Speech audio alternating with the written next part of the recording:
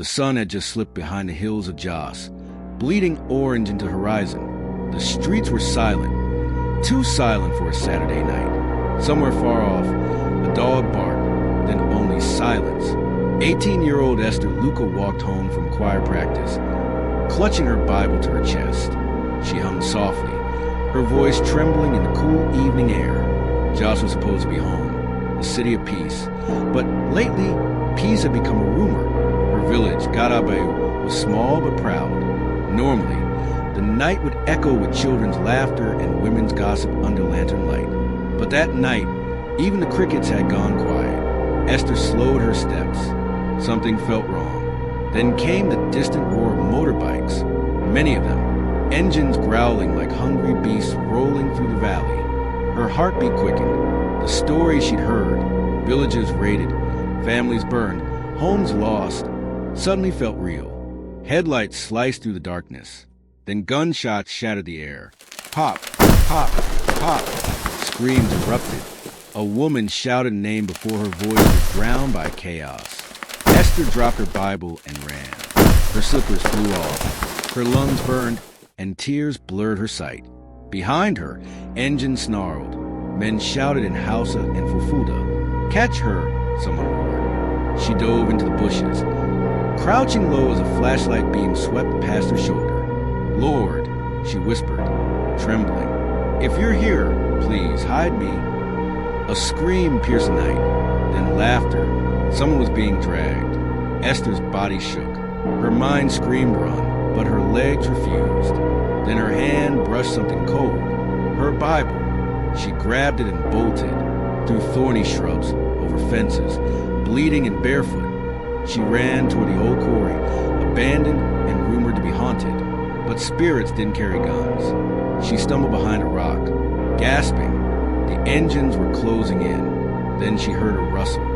"Who's there?" she whispered. A boy stepped out of the shadows, mud-streaked, clutching a stick, eyes wide. "Don't move," he hissed. "They're close." His name was Daniel, about her age, from Barkin Lady. His father's farm had been burned. Now he was running too. They huddled together, listening as gunfire echoed across the valley, the night stank of smoke and fear. Then Daniel's head snapped up. "They're coming this way." "What?" Esther gasped. They always check the caves. Panic surged. Daniel pointed toward a narrow tunnel, half hidden by rocks. "Old miners use it," he said. "It's dangerous, but it's the only chance." They crawled inside. The tunnel was cold and alive with echoes. Dust filled their lungs, their knees scraping against stone. Above them, motorcycles roared and voices barked orders.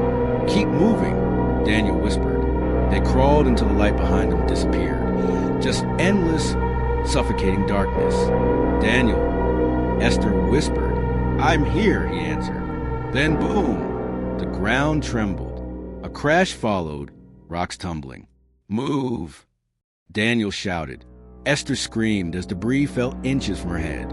She crawled faster, clutching her Bible until it slipped away into the dark. Then silence, only their breathing. Then footsteps, soft, close. Esther froze. "Daniel, is that you?" "No," he whispered. A faint light flickered ahead. Someone or something was in the tunnel with them. "Run," Daniel hissed. They scrambled forward, hearts pounding, hands clawing through the dark.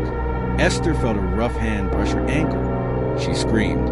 They burst out of the tunnel into cold night air, but before Esther could breathe, a man stepped from behind a tree, a torch in one hand, a gun in the other. Daniel froze. The man smiled. "You thought you could run?" "Please," Esther begged.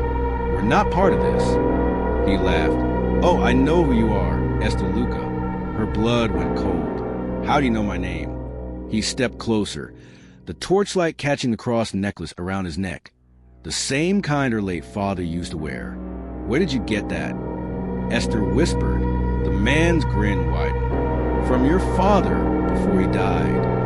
Her scream caught in her throat as he raised a gun. The torchlight flashed, then everything went black. If this story moved you, if Esther's courage and faith stirred something within you, don't just scroll away. Like, share, and subscribe to True Crime and Fables for more gripping tales of survival, mystery, and faith. Every week, we bring you stories that remind us that even in darkness, light still wins. Stay tuned for part 2.